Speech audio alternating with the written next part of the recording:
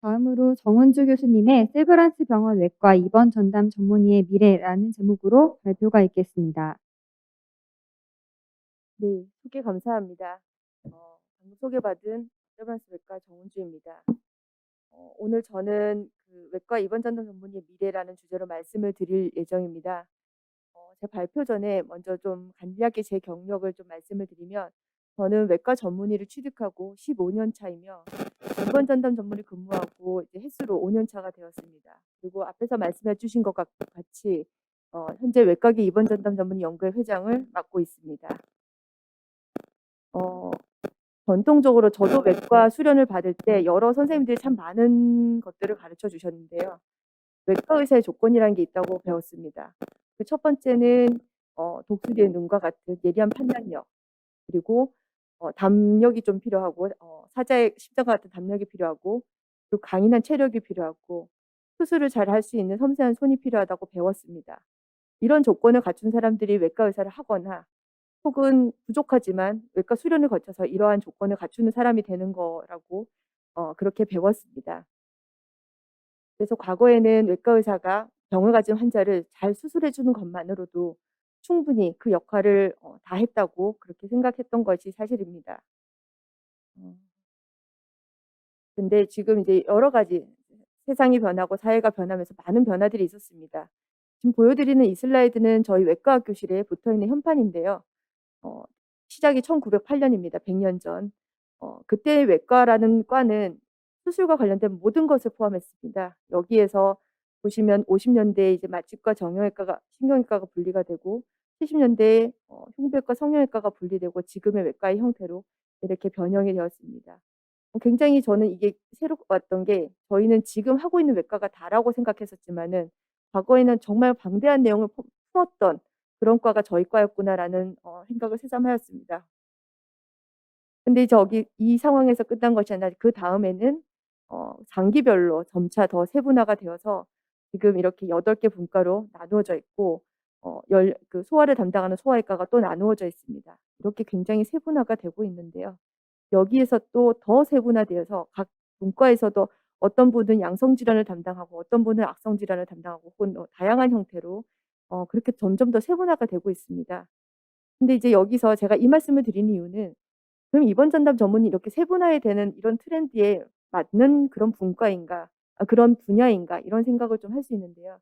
저희는 조금 이런 트렌드와 좀 다릅니다. 저희는 수술 전후의 케어를 이 외과 환자들을 담당하기 때문에, 결국 이 모든 외과 환자의 페리 오퍼레이티브 케어를 담당하는 그런 분과기 때문 그런 분야이기 때문에, 결국은 이 세분화의 트렌드와 조금 다르게 전체적인 거를 통합적으로 볼 수 있는 그런 분야를 담당하고 있습니다. 앞에서 말씀드린 것처럼 저희가 진료하는 영역을 포함해서 굉장히 많은 니즈를 사회로부터 요구를 받고 있습니다. 첫 번째는 환자 안전과 관련된 것입니다. 최근에 한 10년, 20년간의 변화를 보시면은 실제로 저희가 진료하는 측면에서 굉장히 많은 동의서와 굉장히 많은 의무 기록과 많은 평가들이 생겼습니다. 이 모든 것들이 결국은 환자 안전을 강화하기 위한, 또 시스템을 개선하기 위한 이런 노력들인데요. 이제 그런 것들로 인해서 굉장히 많은 업무량의 증가가 있었고, 그리고 환자들도 전문적인 입원 환자의 진료를 받기를 원합니다. 옛날처럼 가운 입은 분만 보면 굉장히 반갑고 이런 세대가 아니라, 네, "우리 교수님은 언제 오시나요?" 교수님으로부터 직접 설명을 듣고 싶어 하는 이런 부분이 있고, 또 큰 축인 환자의 고령화. 환자들이 이제 한국 사회가 고령화가 되니까 보호자도 같이 고령화가 됩니다. 고령의 환자들이 의료 기술은 발달하니까 큰 수술은 받게 되고, 이런 환자들에 대해서 굉장히 많은 설명을 반복적으로 해 줘야 되고, 또 섬세한 케어가 필요하고, 이런 부분이 또 많이 변화하고 있고요. 그다음에 효율적인 의료 서비스. 이게 의사와 관계가 있나라고 생각하실 수 있지만은, 실제로 전임의가 끝나고 내 환자를 직접 진료하는 그런 상황이 됐을 때는 실제로 심평원이라든지 의료 수가라든지 이런 부분에 굉장히 많은 관심을 가질 수밖에 없습니다. 그러다 보니 이런 여러 가지 정책적인 측면, 효율성 측면, 이런 부분을 고려하지 않을 수 없게 되는 부분도 있습니다. 그리고 앞에서 정윤빈 교수님 얘기하셨지만은, 의료 교육에 대해서도 좀 더 하이 퀄리티의 교육을 제공받고자 하는 피교육자의 니즈도 많이 올라갔습니다. 그리고 앞에서 말씀드린 것처럼 환자 안전과 관련된 행정 업무가 증가함에 따라서 여러 가지 평가들이 생겼습니다. 인증 평가, 수련 환경 평가, 그리고 그 의료의 어떤 질을 평가하는 여러 가지 적절성 평가들, 이런 부분들이 생기면서 행정 업무는 많이 증가를 한 상태고요. 그리고 사회적 요구들도 많아지고, 또한 소통에 대한 요구가 많이 높아졌습니다. 그 의사는 환자와 잘 소통하면 되지 않을까라고 생각을 하시겠지만, 그 의사가 환자와 잘 소통하는 거는 기본으로 하는 소통이고, 그 외에도 사회와 정책 위반자들과 병원 내에 있는 간호사들과 병원 안에 있는 행정 업무하는 분들과 많은 소통에 대한 요구들을 받고 있습니다.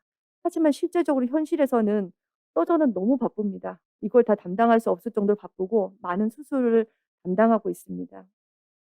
그러다 보니 이제 지금 저희와 같이 서지컬 하스피탈리스트라는 새로운 직군이 생기게 된 것 같습니다.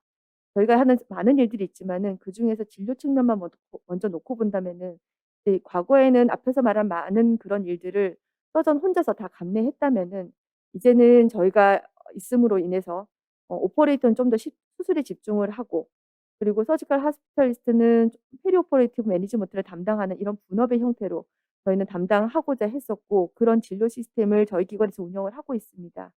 근데 이런 시스템은 저희가 말로 이렇게 하겠다라고 해서 이게 구성이 되는 게 아니라, 가장 기본적으로는 팀워크가 구성이 돼야 됩니다.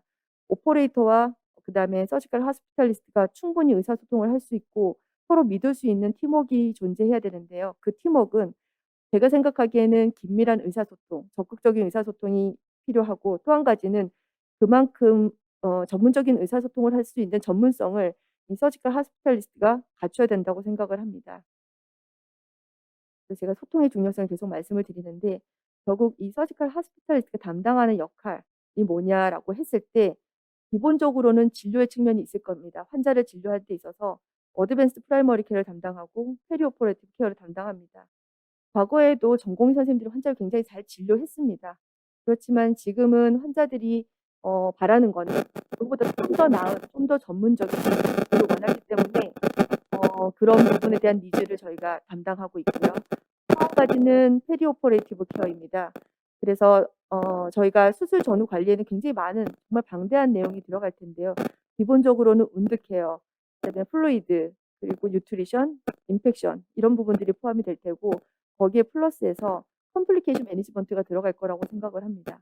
환자에게 컴플리케이션이 생기지 않으면 가장 행복한 일이겠지만은, 어찌 됐든 수술은 컴플리케이션이 아무리 낮더라도 동반되기 때문에 그런 컴플리케이션을 최소화할 수 있는 노력, 그리고 만약에 발생한다면은 얼리 디텍션을 하고 빨리 매니지먼트가 시작할 수 있도록 그렇게 매니지하는 부분들, 그리고 환자와 보호자에게 충분히 설명할 수 있는 부분, 이런 부분을 저희가 담당을 합니다. 여기까지는 진료와 관련된 부분이고요. 또 한 가지는 이제 이와 관련한 에듀케이션과 리서치입니다.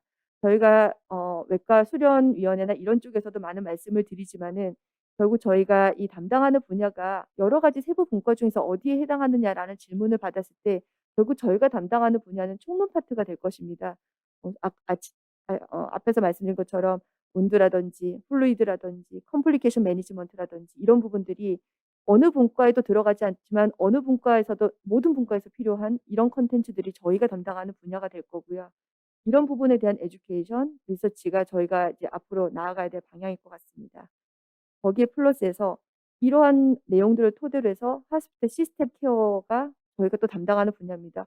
의사가 환자를만 잘 보면 되지 뭐 굳이 이런 것까지 담당해야 되나라는 생각을 하실 수 있지만은, 앞에서 정유빈 교수님 발표하신 슬라이드에 있는 내용과 마찬가지로 이 결국 이 하스피탈리스트의 궁극에 추구하고자 하는 방향은 퀄리티 임프루브먼트 측면이 굉장히 강합니다.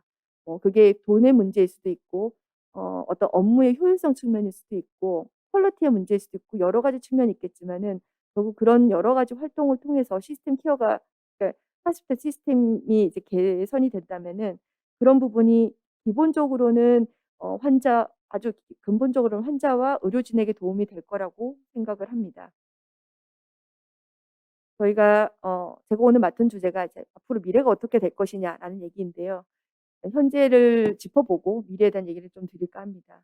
이 슬라이드는 사실 저희가 입원 전담 전문의와 관련된 발표를 하면 항상 등장하는 그래프입니다.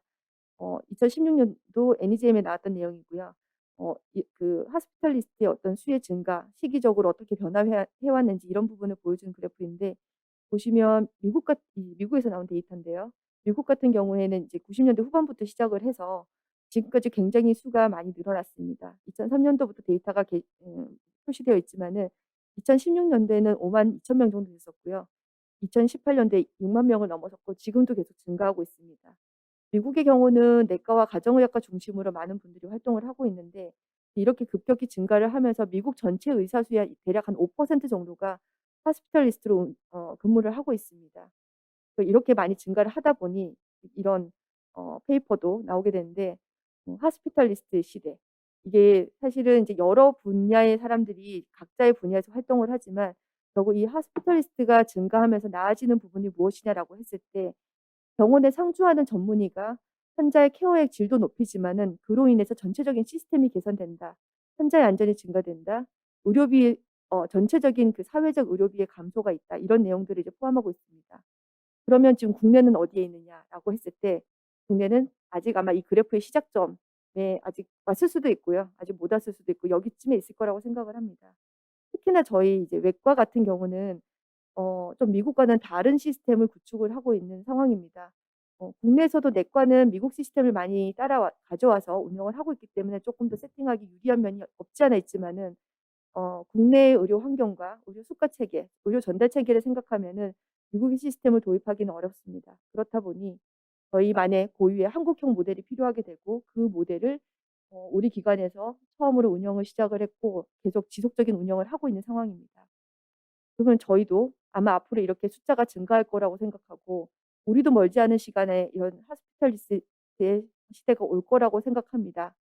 하지만 제 개인적인 생각에는 이렇게 15년씩 걸리진 않을 거라고 생각합니다. 짧으면 5년, 길면 10년 이내 이런 시대가 올 거라고 생각하고, 이런 과정을 통해서 각 기관의 의료 시스템도 개선이 될 거고, 한국의 대부분의 외과의 그런 진료의 퀄리티가 많이 향상될 거라고 생각을 하고 있습니다. 제가 처음에 입원 전담 전문의를 지원을 할 때 정말 많은 선생님들이 걱정해 주셨습니다. 그리고 저도 개인적으로 걱정을 많이 했습니다.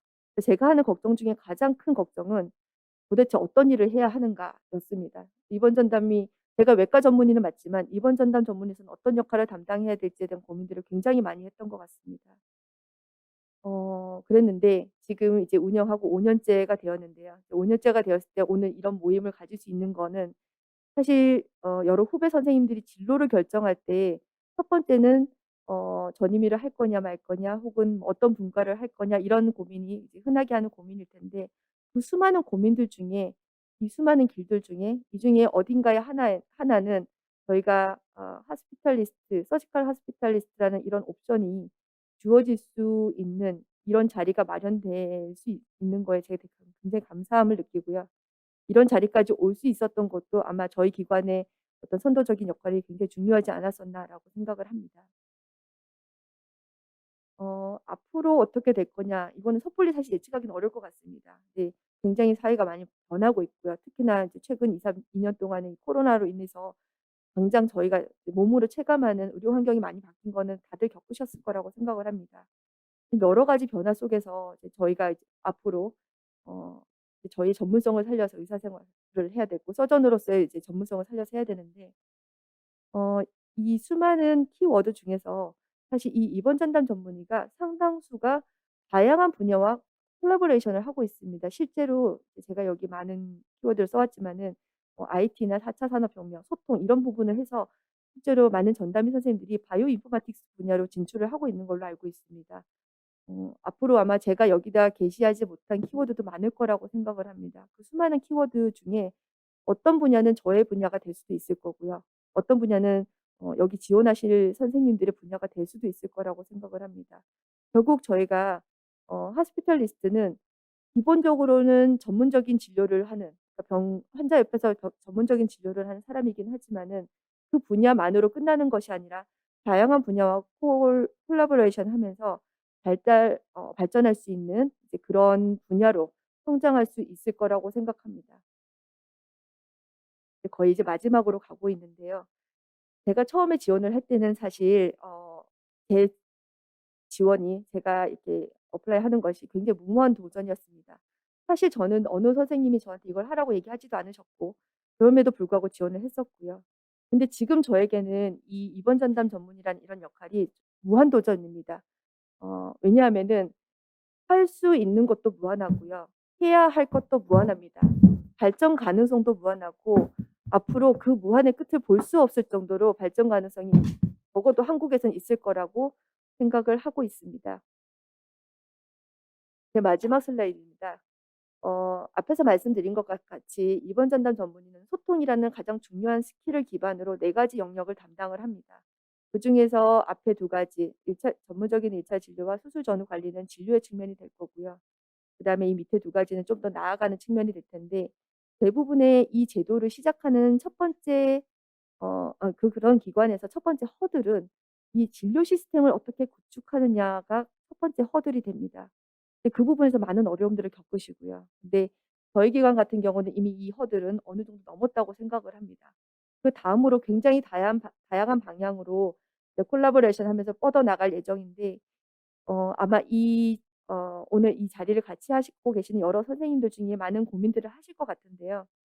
저희 기관의 측면에서도 좋은 선생님들과 같이 일을 하면서 굉장히 저희 기관에서 이 제도와 시스템을 더 발전시켜 나가는 이런 기회가 될 수 있으면 좋겠고 또 지원해서 저희 팀에 합류하는 선생님들 각 개인의 입장에서도 어 본인의 커리어 입장에서 좀 더 발전적인 방향으로 나아갈 수 있는 좋은 선택이 될 거라고 생각합니다.